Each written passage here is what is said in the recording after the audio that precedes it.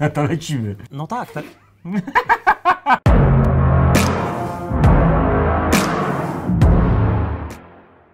Dzień dobry wieczór, witam się z Wami na kolejnej sesji Q&A'ów, czyli trudnych pytań i jeszcze trudniejszych odpowiedzi. Fani Toyoty, z budynku Toyoty, czyli Maciej Kilim I Robert Kularczyk. Witajcie i bez zwłoki przechodzimy do pytań. Pierwszy komentarz pod filmem z BZ4X, czyli z naszą bateryjną elektryczną Toyotą od Serwis Nerwis albo Serwice Nerwice, jak to woli. No to co, zapominamy o kupnie nowej Toyoty z salonu, tylko wynajem. Taka jest prawda. Co o tym sądzimy? No taka jest prawda. Wynajem to przyszłość poniekąd. Nie, znaczy tak, po pierwsze, prawdą jest, że samochód BZ4X kupić za gotówkę nie można w tym momencie, tak?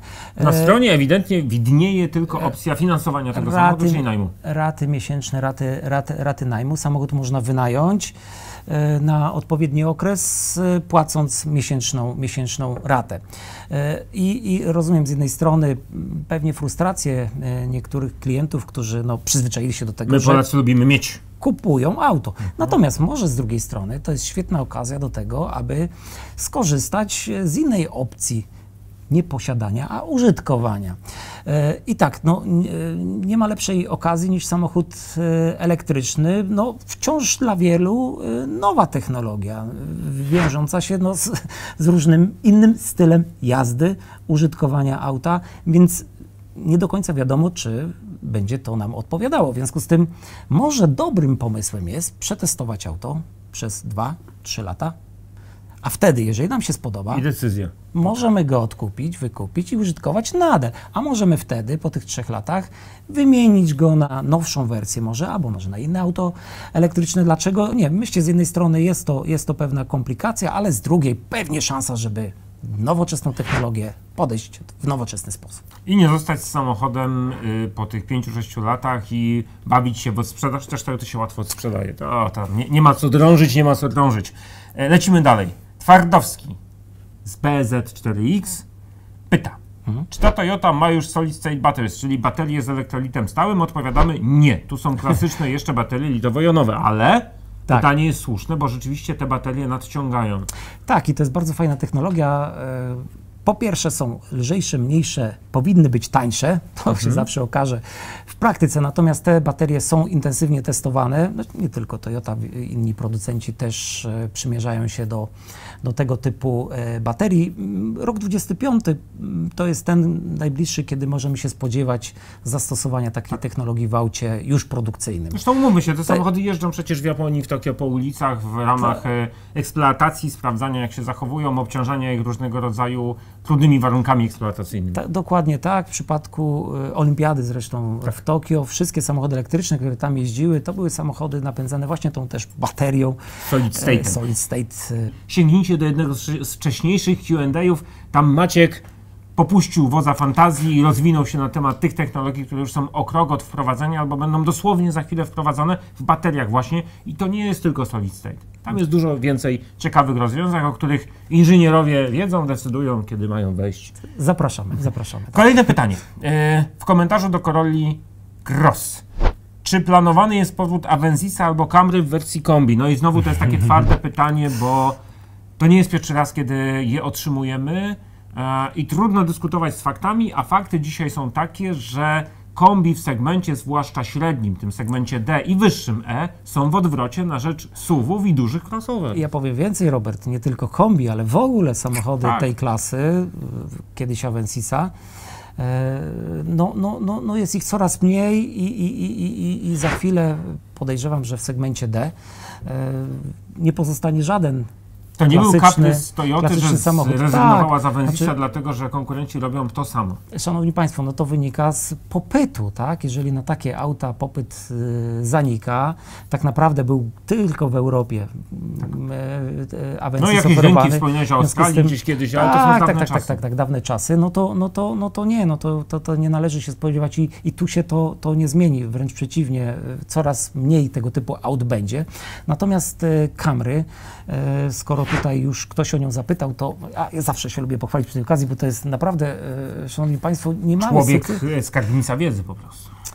Ale skromny. Dziękuję. Natomiast Camry została sprowadzona do Europy głównie z uwagi na potrzeby polskiego rynku, polskich klientów. Bo tak jak popatrzymy na to, gdzie Camry jest oferowana w Europie, może jest kilka krajów, gdzie jest w ofercie, aczkolwiek nie jest w zbyt dużych ilościach sprzedawana. Zdecydowanie numer 1 w sprzedaży Camry w Europie to jest Polska i tak jak mówię, na potrzeby naszego rynku Camry została sprowadzona. A propos kombi, no Camry w tej wersji jako kombi nie jest produkowana. No, Kiedyś w ogóle była taka wersja. Dawno temu, Natomiast Camry w ogóle docelowo to jest rynek amerykański dla tego modelu. Tam to nadwozie tylko sedan. Jeżeli ktoś kombi, to dawne czasy, kiedy kombi były tam popularne. W tej chwili wszyscy Amerykanie jeżdżą SUV-ami.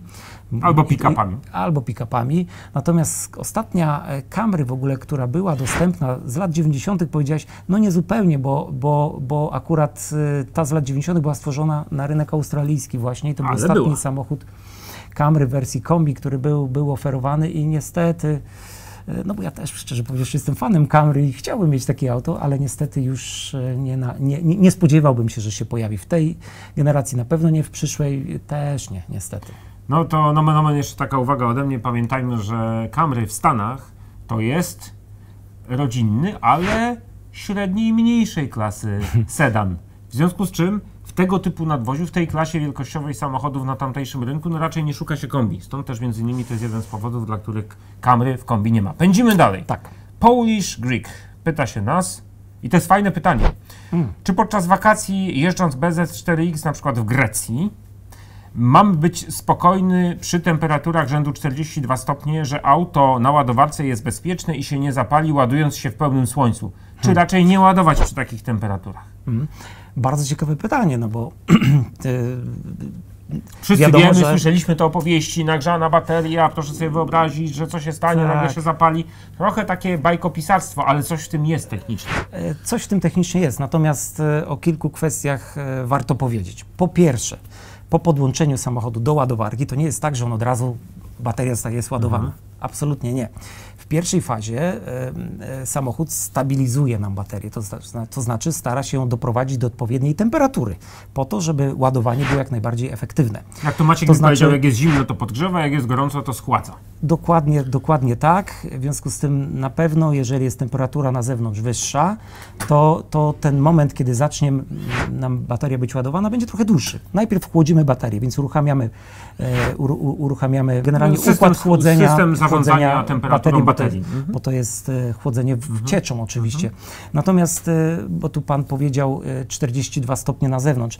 No nie tylko, bo tak naprawdę problemem może być nawet większym to, kiedy poruszamy się z dużą prędkością autostradą, tak, i wtedy bateria nam się nagrzewa do temperatury czasami nawet większej niż to i wtedy zawsze najpierw jest schładzana. Druga sprawa, w sytuacji, kiedy no wiadomo, że przy ładowaniu, zwłaszcza ładowarkami dużej mocy, no bateria nam się nagrzewa, tak, co nie jest korzystne dla trwałości, ale też dla procesu ładowania. W związku z tym samochód sam obniży nam moc ładowania, tak, zmniejszy ją.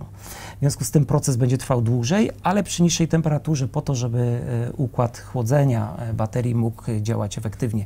W związku z tym odpowiadając na pytanie, może tak bardzo okrężnie, przepraszam bardzo, ale odpowiadając na pytanie, nie należy się tego obawiać. Samochód jest pod to stworzony, konstruktorzy przewidzieli taką sytuację, więc samochód sam o to zadba, aby bateria była ładowana w odpowiednim momencie. Jeszcze dodam, że między tym słupkiem, z którego jest ładowany, który ma tam swój system zarządzania energią przez kabel do wtyczki w samochodzie, to między wtyczką jeszcze a baterią w aucie, to nie jest tak, że tam jest tylko kabel i nic. Tam jest oddzielny system sterowania i zarządzania ładowaniem, czyli wewnętrzna ładowarka auta elektrycznego, która, to o czym Maciek wspomniał, jest inteligentna, ma wprowadzone tryby, reaguje na zmienne sytuacje i na zmianę warunków ładowania, więc proszę się nie obawiać. To możemy spokojnie auto zostawić, nie musimy na warcie czuwać tych kilka godzin, czy nam się tam podgrzało, przegrzało, nie. On sobie poradzi jako samochód elektryczny sam, bo musi być spełniony wymóg bezpieczeństwa i on tutaj jest przede wszystkim najważniejszy. I to po to są stworzone takie zabezpieczenia i te skomplikowane komputery tam zainstalowane. We współczesnym samochodzie elektrycznym, no to musi być bezpieczeństwo, to jest zawsze najważniejszy, to jest priorytet numer 1 dla każdego producenta, w związku z tym możemy być spokojni. I teraz, Maćku, pytanie, które wraca do nas często, a ty wielokrotnie ze mną o tym rozmawiałeś, bo jesteś jako inżynier i użytkownik hybryd od lat czuły na ten wątek, więc zaczynam. Leszek pyta, CHR 1.8 hybryda. Dość dużo sprzeczności jest w necie odnośnie używania biegu B. Tam jest taka pozycja na tej skrzyni na przełączniku B w hybrydzie. Czy pan Maciej, pytanie do Maćka, ja robię sobie kawę, zaraz wychodzę, mógłby jako wiarygodny ekspert Bardzo dziękuję. Bardzo dziękuję. Mógłby odpowiedzieć na przykład kiedy i jak go używać i czy można zmieniać D, czyli klasyczne ułożenie drive, na B, na tryby B w trakcie jazdy. Czy w mieście, czy tylko z górki? Czy tylko z górki? Proszę bardzo. The floor is yours, jak to mawiają. Tak, ja po pierwsze bardzo dziękuję za to pytanie. Ja wielokrotnie chciałem o tym Maciej powiedzieć. się strasznie denerwuje, jak o tym zawsze rozmawiamy. Wiele osób o to pyta. Ja sam słucham wypowiedzi różnych osób, które teoretycznie powinny wiedzieć, no różnie bywa. Tak, także bardzo dziękuję za to pytanie. Zawsze chciałem o tym powiedzieć. Do rzeczy. Po pierwsze, co jest najważniejsze w samochodzie hybrydowym naszym Toyota, no ale w ogóle generalnie, rekuperacja energii, tak? W związku z tym staramy się zarządzać tą energią, żeby odzysk jej był jak największy.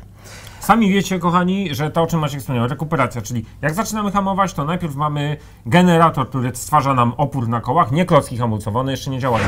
I odzyskuje tę energię, hamuje samochód, zwalnia samochód, a energię przekazuje do akumulatora. No właśnie, to już w ogóle nie jestem potrzebny, Robert wie wszystko. Nie, ale to dopiero początek, a teraz dojdziemy do trybu B, to ja sobie wyjdę. Zawsze samochód hamuje za pomocą silnika elektrycznego, który dzięki temu działa jak prądnica, tworząc prąd, tak? Tak jest.